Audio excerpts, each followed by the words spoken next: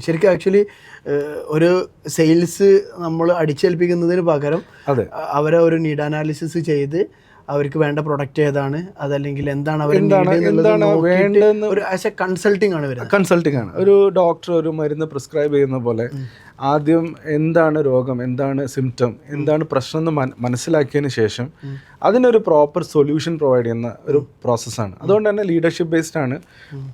സാധാരണ sales pushing ആണെങ്കിൽ ഇവിടെ പുള്ളിംഗ് ആണ്. കസ്റ്റമർ നമ്മളോട് ഇങ്ങോട്ട് താല്പര്യപ്പെട്ട് വരും.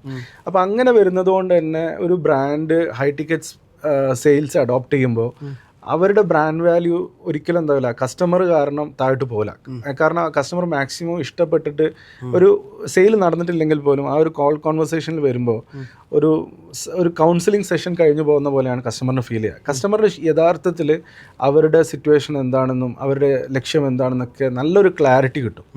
അതുകൊണ്ട് തന്നെ അധിക ബ്രാൻഡുകൾക്കും അവരുടെ റെപ്യൂട്ടേഷൻ സെയിൽസ് ടീം കാരണം താഴോട്ട് പോകാതെ നല്ലൊരു റെപ്യൂട്ടേഷനോടുകൂടി പ്രഷർ ചെലുത്താതെ തന്നെ നല്ലൊരു കൺസൾട്ടേറ്റീവ് സെല്ലിങ്ങിലൂടെ നല്ലൊരു ഇമേജ് കീപ്പ് ചെയ്യാൻ സാധിക്കും.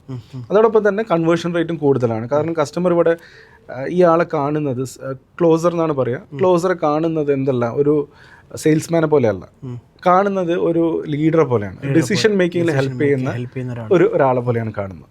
അതെ.